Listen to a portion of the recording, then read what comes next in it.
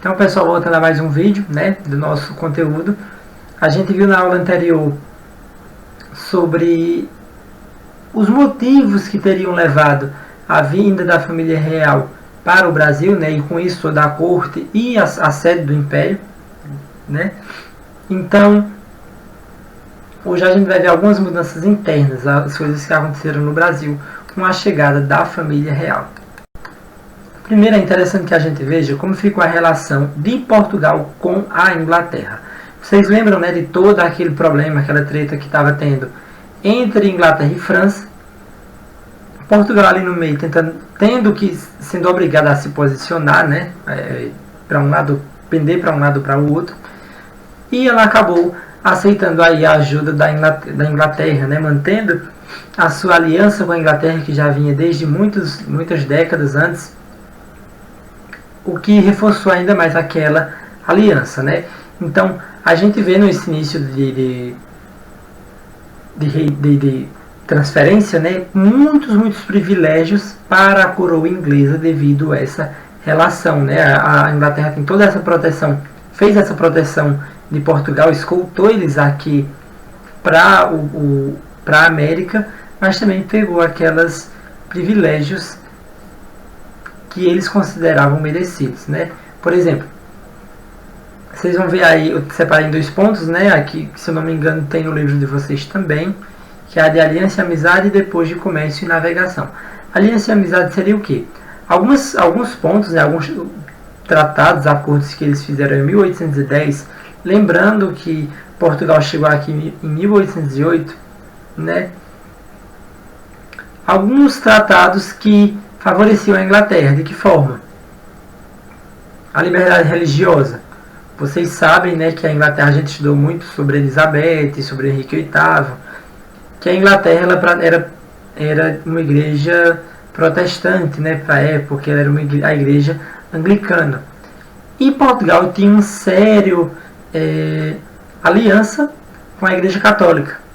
Então, mesmo com essa aliança que eles tinham com Roma, né, eles permitiram que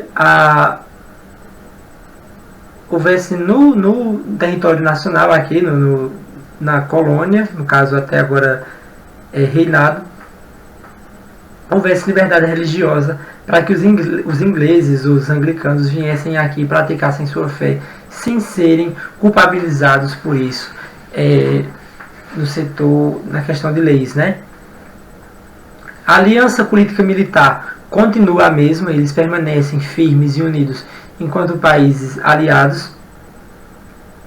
E também a Inglaterra vai tentar de todas as maneiras fazer uma redução gradativa do tráfico de escravos, né? Vejam só, desse início, o que é que eles tentam? Fazer uma diminuição gradativa do tráfico, ou seja, dos povos escravizados que estavam saindo da África para a América, né, para o Brasil. Não era que eles estavam falando que não ia ser permitido escravo aqui dentro, que era que eles estavam querendo proibir a vinda desses escravos para cá, né? Isso de primeiro momento. A ideia era que com isso progredissem nas negociações, nos acordos, e a escravidão fosse abolida por completo. Lembrando que nós temos aí duas linhas de pensamento sobre o porquê dos ingleses terem tanto interesse em que a escravidão acabasse. Eu não me lembro se a gente já discutiu isso em sala, mas vejam só. A Inglaterra, naquele período, ela estava comercializando para o exterior, né? O foco dele era extrair matéria-prima e comercializar, exportar. Então, nesse contexto do capitalismo e do lucro e da produção em massa, da grande quantidade de exportação, não era lucrativo para eles que ainda houvessem escravos. Por quê? Eu quero exportar para um país, mas de que me adianta se eu consigo produzir muito, mas naquele país só uma parte da população consegue me comprar, porque é uma parte que tem renda financeira. A outra parte, ela é escravizada, ela não recebe salário, ela não tem como me comprar. Então, nesse sentido, a tentativa dos britânicos de finalizar com a escravização era uma tentativa essencialmente econômica, né, de você dizer que para manter esse sistema a qual pertence, eu preciso que a economia tenha fluxo, que ela se movimente. O trabalho escravo não permite que isso aconteça. Outra teoria que se tem sobre isso, que quase ninguém acredita, inclusive eu, né, quer dizer, eu não acredito que esse tenha sido o principal motivo, é que os ingleses acreditavam que o trabalho escravo ele já era uma coisa ultrapassada, de uma sociedade, de uma civilização primitiva, desumana, porque o trabalho degradava o corpo e o espírito dos indivíduos. Ou seja, é uma coisa bem mais de benfeitoria, de razão de espírito, do que uma questão econômica. Existem essas duas, como é que eu posso dizer, essas duas possibilidades para o que seria aí essa tentativa dos britânicos de tirarem a escravidão, né, do contexto econômico. Então, outro ponto desses tratados de 1810 é a questão do comércio e navegação, né? Onde é que a Inglaterra se privilegiou com isso aí? Por exemplo, toda taxa de imposto de tudo que fosse vendido na Inglaterra para o Brasil seria apenas de 15%. Para Portugal, que era para os vendedores, os comerciantes de Portugal, que eram da próprio reino, do próprio conterrâneos aí da administração pública, era cobrado 16%. E para os demais países que tentassem comercializar com o Brasil, o imposto era cobrado de 24%. Aí, onde é que isso se torna um privilégio? Pensando aí, qualquer um de vocês, a gente vai vender alguma coisa nesse país, e eu, porque sou da Inglaterra, e todo mundo que tem que entrar nesse país para comercializar, paga um imposto, né? Paga um imposto que eu, quando for vender para o povo, vou ter que tirar o lucro daquele imposto que estou pagando. Por exemplo, eu vendo camisas, eu fabrico camisas, né? E eu estou gastando R$30 para fazer cada camisa dessas. Então eu estou vendendo ela de 60 porque eu quero dobrar o meu lucro. Então, o que é que acontece aí? Se eu entro num país e ele cobra imposto desse material, digamos que ele cobre R$15, um exemplo, né? R$15 de imposto.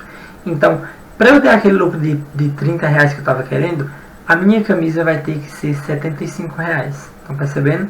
Então, quanto menor o imposto que eu pago para esse país, maior vai ser a minha possibilidade de lucro. Que eu tanto posso vender ele mais barato, como a minha margem de lucro não vai ser afetada, né?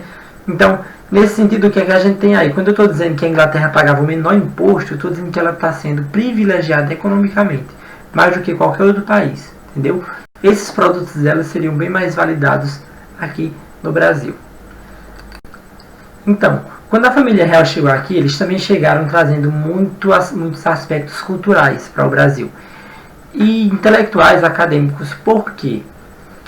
Como eles chegaram aqui com toda a corte deles, e era uma corte nobreza, elitizada, que gosta de teatro, gosta de música, gosta de entretenimento. Então, para que isso aconteça num país, num local como o Brasil era na época, era preciso que acontecessem algumas reformas, né? Então, essa parte cultural, ela chega com a corte portuguesa, porque a corte portuguesa precisa consumir aquilo.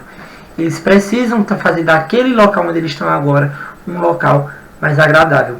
E para isso, né, para trabalho e para tudo, eles criam novos espaços para que essa cultura seja aplicada, né, para que toda a economia se movimente e tal. A gente vai ter aí a criação de academia militar, marinha, da pólvora e do corpo de fuzileiros navais. Lembrando, a nobreza vai estar aqui, a realeza vai estar aqui, e é preciso investir também na segurança do exército que a gente está criando, está alimentando, né? Então, vai ser criada aí a Casa da Moeda, o Teatro Real de São João, a Biblioteca Nacional, que ainda existe, a imprensa régia, todo sistema de governo precisa de um sistema de comunicação com o povo, e o Banco do Brasil, que, pasmem, é o que existe ainda hoje, o Banco do Brasil, que é uma instituição, uma empresa pertencente ao governo federal, né? Então, o Brasil deixa de ser uma colônia de Portugal, ele não leva mais esse título porque a administração do governo está aqui, e se torna Reino Unido a Portugal e Algarves, né? No caso, não é mais uma simples colônia, é o centro, é a administração do império, né? Na política externa, a gente já vai ter outros dois fatores muito interessantes, né? O Dom João VI, ele vai fazer algumas ocupações nesse território, principalmente de alguns que pertenciam à França e à Espanha. Por exemplo, como a Guiana Francesa, né, vocês estão vendo no mapa aqui embaixo, essa parte laranja que tem lá perto do norte brasileiro, lá em cima, perto, do lado da Venezuela, né, a Guiana Francesa, ela pertencia à França, só que naquele período os exércitos europeus estavam muito ocupados com Napoleão tentando ganhar toda a Europa, né, com Napoleão entrando em campanha, entrando em guerra, então não tinham como eles defender tantos territórios. Então o Dom João VI ordenou aí uma ocupação à Guiana Francesa. Outro território que ele pegou, esse da Espanha, né, que seria basicamente o que a gente vai chamar de a invasão da Banda Oriental, que é aí onde é hoje o Uruguai. Se vocês estão vendo lá no sul do Brasil, tem um espaçozinho verde, onde hoje é o Uruguai. Era uma província brasileira, né? Era um estado brasileiro, que vocês vão estudar mais pra frente, que era a Cisplatina, né? Nesse período em que o Dom João chegou aqui no Brasil, ele conquistou esse território, ele invadiu esse território e anexou ao Brasil, devido a essa descaso que os países europeus estavam com essas colônias aqui, porque lá eles estavam sofrendo outros problemas, outras guerras não poderiam entrar em atrito, né? Tentar defender aqui. Então, por hoje nossa aula é isso. Vamos lá no sala de aula. Até!